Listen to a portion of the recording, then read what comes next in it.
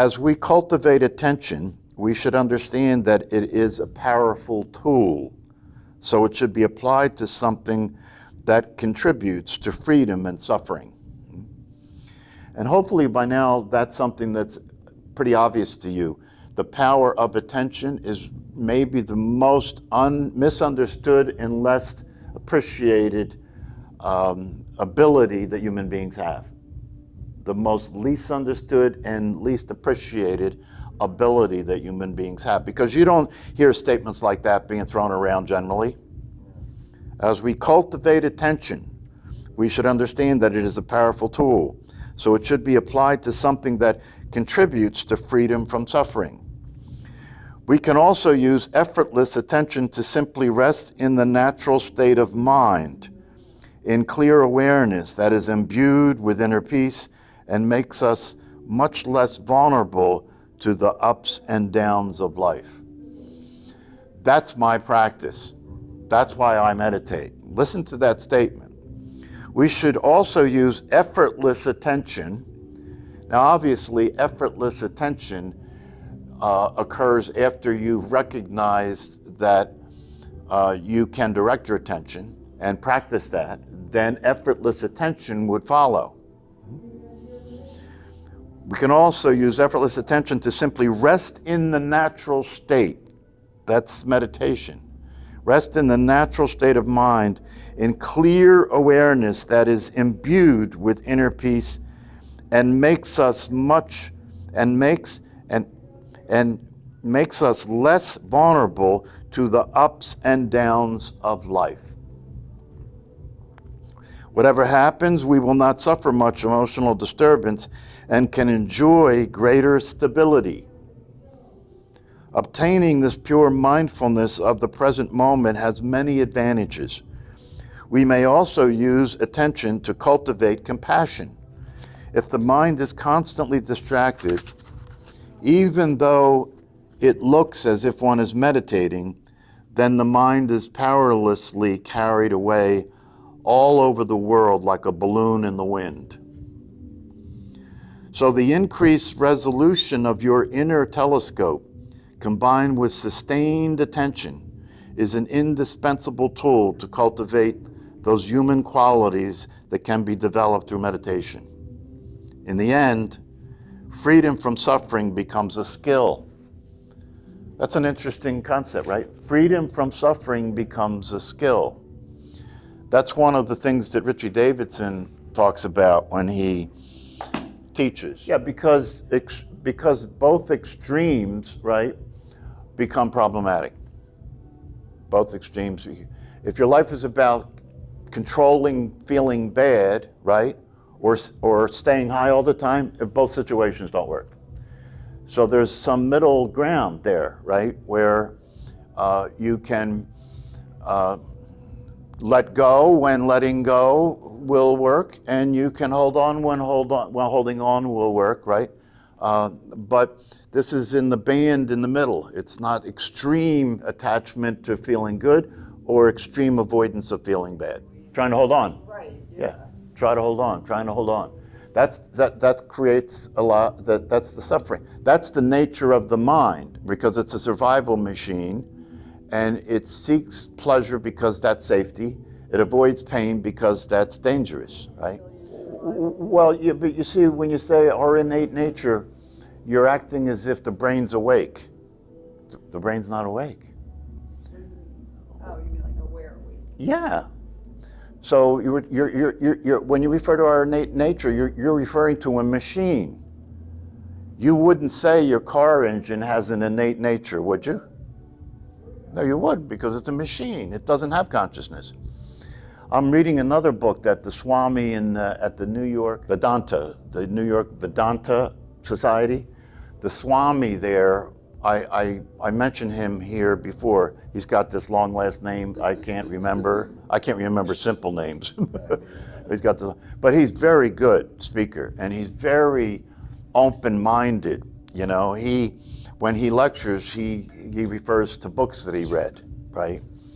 And he refers to other teachers. So he's not interested in your thinking that he's the, somebody that you have to devote yourself to, or he's the only teacher.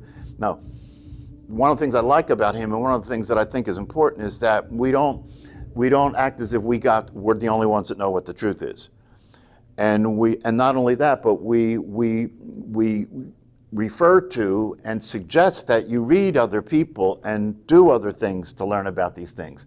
So it's not a matter of what I say, because a lot of the times what I say, I'm repeating what somebody else said anyway. So I'm not attached. What I'm interested in is that you wake up and that you practice and that you fulfill the potential that you have. So one way of talking about this, it's interesting that you bring it up, because one thing I wanted to share is exactly related to that.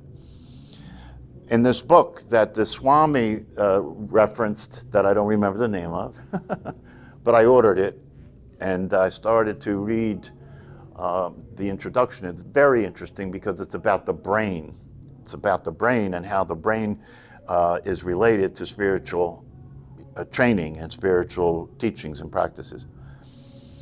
And in one passage of the book, the guy's talking about this, and he said, at one point he was on some kind of outing with friends, and they went horseback riding. And so they were on these horses, and if you've ever been around horses, I tried learning how to ride a horse. And it's an intimidating experience, because this animal's much bigger than you. This animal could easily kill you, right? But it's been trained not to do that. And even though it's been trained not to do that, you're still afraid because you know.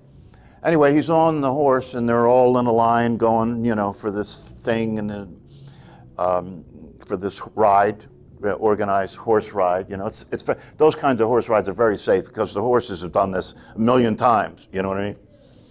So he's on the horse, and they're on this kind of ledge that the horses in a row are walking on this ledge, and up ahead there's a sharp left turn.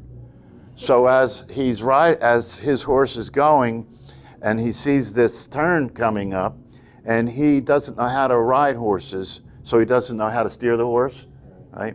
So he sees this turn coming up, and if you miss the turn, it's a drop down to your death, right? So as he's coming up, he's like freaking out, like, oh my God, this horse is going to walk off the edge of the cliff, right? And so he's like trying to figure out, what do I do to keep this horse from there? And then the horse gets to the edge of the cliff and just naturally turns and walks, turns left and walks, right? So this is an interesting thing because the horse is conscious. And the horse has done this a million times. So the horse knows to turn. The horse can see. And it knows to turn, right? But the guy riding the horse was relating to the horse like it was his car, right? In your car, you have to steer the car, right? Because the car is not conscious. It will go off the cliff, right? This is interesting because in this analogy, if you replace the car with your brain and your mind, right? Your brain and your mind don't have consciousness, just like the car doesn't have consciousness, but the elephant does. So when it comes to your brain and your mind, you're the consciousness, and that consciousness that you are has to oversee and override the operation of the machine, like driving a car, right? Or it'll go off a cliff, right? However, most people don't really understand this, right? And another example that this guy gave is that you take an elephant, a massive animal like an elephant. If you get on an elephant to ride the elephant, right? And you want the elephant to turn or go straight or go, the elephant is going to do what the elephant wants. It's not going to do what you want, right? And you don't have any ability to control the elephant, right? So what has to happen in order to ride an elephant is you got to train the elephant first. Then it will do what you want it to do, right? Same thing with the horse. Same thing with the mind. But we don't look at the mind that way, right? We identify with the mind, right? So that's like identifying yourself with an animal that's untrained. Are you getting this? Identifying yourself with your mind is like identifying yourself with an untrained animal, right? Which means your mind will do what it wants to do. You may want to get up at 6 o'clock, but your mind's not interested. And so when it comes time to get up, it tells the body, just keep sleeping. Never mind, ignore him. Don't go to the gym this week. Yeah, don't go to it, just keep sleeping, right? That's like the elephant doing what it wants to do, right? And it doesn't matter whether it's in its best interest or not, because the elephant can't understand things like that, okay? So this is where the training is necessary, right? The mind, you know, and you and me, among us, we think that we are in control, right? But the evidence speaks otherwise, doesn't it?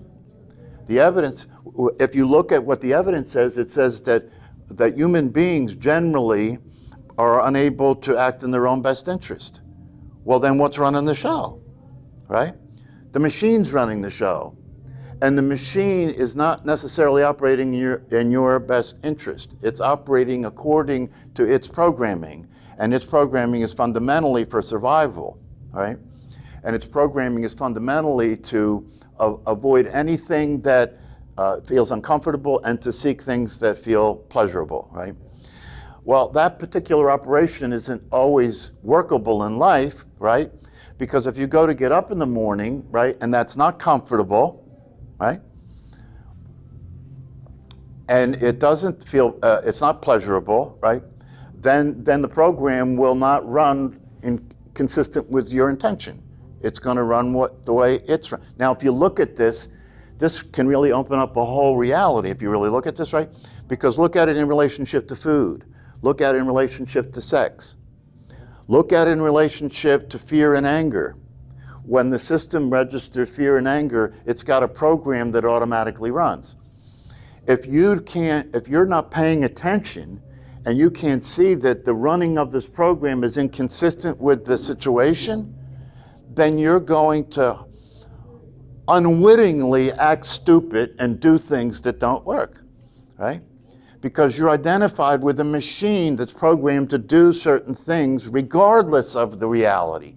Regardless of the reality. You know, one of the reasons the system doesn't work is because it's organized to survive now watch, it's organized to survive the being, right?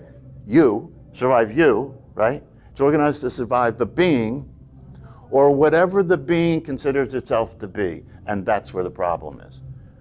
Because you consider yourself to be your body, so it'll survive the body, not bad, but you will also consider yourself to be the personality, so it'll survive the personality, right? Well, the problem with that is the personality doesn't even exist. So all the energy it's given to survive the personality and all the ways that it's surviving the personality, right, are generating a whole system and a whole operation to survive something that doesn't even exist. A machine isn't doing anything consciously. It's just running a program. The question is, are you going to pay attention to the machine running the program so that you can keep it from going off a cliff? You know, why do soldiers have to go through intensive basic training? They go through basic training because you have to train them to be willing to die. The consciousness and the system, right? It's not set up to give itself to death. It's not set up for that, right? And it's not set up to kill either, right? So you have to train them. It's just like, you know, in order for the soldiers, right, to operate consistent with the operation, you know, which is to do something unnatural, which is to do something, you know, that put your body at risk, put your life at risk, and put other people at risk, right? So you have to override systems that exist through the training process, right? And in the training process, you have to train the person to respond to commands, even if those commands are sending you to your death. And you have to train the person to respond to commands, and part of those commands is to kill other people, which is an unnatural experience, right? But the interesting thing about that is, even with that intense training, most of the soldiers that go to war, the training doesn't work. Some do, right? But a lot of the ones that go to war, the training doesn't work. And even for the ones that do, they come back a lot of time with severe mental illness because their behavior was so inconsistent with their true nature. And that's not taken into consideration in these matters, right? Because a lot of the psychologists that were involved in developing basic training were materialists, were stimulus response guys like Skinner, right? And those people weren't taking into consideration consciousness, or that consciousness has to be overridden, in order to carry out these acts. And that's why even when people come back from a war, right, where they go there, see, it's an interesting thing. If you didn't train the soldiers to do what's unnatural, there couldn't be war. Nobody would go to war if the awareness was running the show, because the awareness would then allow you to see the insanity of war.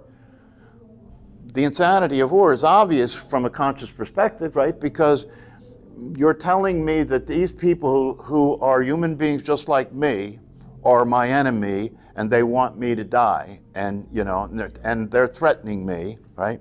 Can you see how the whole thing is based on the dualistic understanding of reality? We're separate. I'm separate from you, you're separate from me. And that could make a world leader who's living in that separate reality, in that world of separation, become paranoid and say, well, it looks like all the countries surrounding my country are unified against me. And so that's threatening my country's future, and so I have to break that up. That's what's happening in the Ukraine. And yet if you look at it, it comes directly out of the dualistic understanding of reality. That we're separate from another, we're different from one another, right?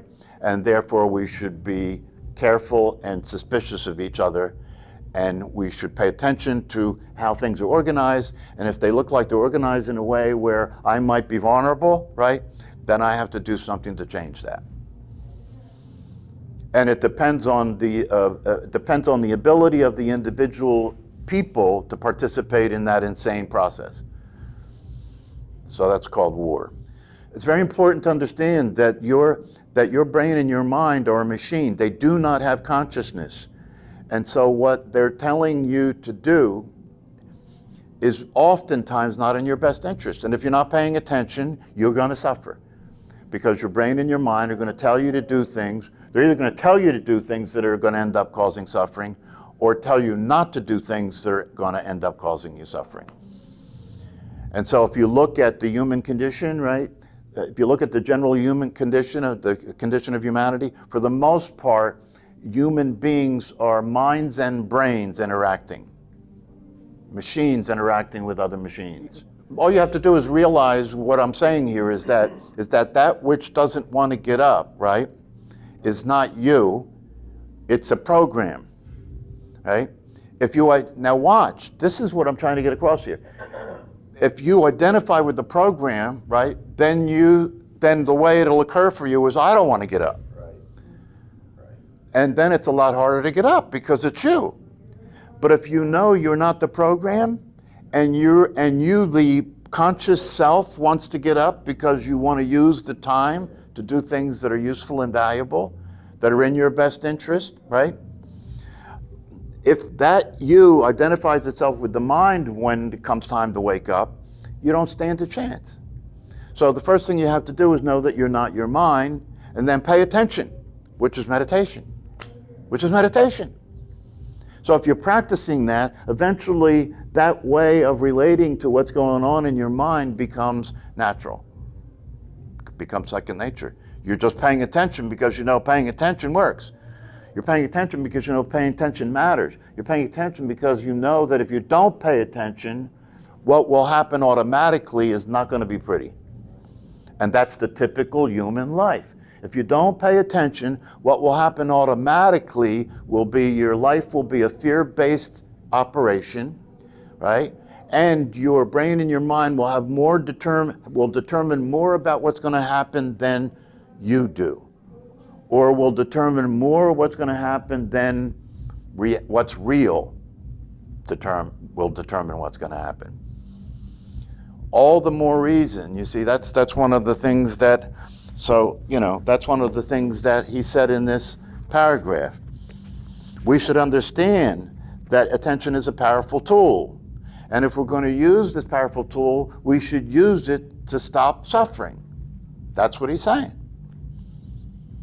So, but in order to proceed, in order to do this work, in order to motivate yourself to not allow the mind to run your life, right? To not allow your emotions to run your life, to not allow thinking to run your life, because that's all the material that the brain and the mind are working with. You're the only aspect of the whole situation in which there's consciousness. And if you don't oversee the operation will run on its own. And that's a typical human life. So that's the question you have to answer. Do you want to live a typical human life, which is going to be fear-based, which is going to include a lot of suffering, right? Which is going to end you up saying and doing things that you will regret, right? Do you want to live that life, or do you want to be awake and be able to oversee the operation and start to reorganize things in a more realistic way, so that your behavior is taking you to a real possibility of experiencing well-being and being happy and being able to function effectively in the world, like that. So, and in order to get this, all you have to do is sign up now and pay the reduced price today. And if you pay the reduced price today, you can be free of suffering much sooner. That's what happens, right? That even the truth gets commercialized, right? So one of the things, if you're interested in the truth, to be aware of is the fact that if you buy water at the river, shame on you. All right.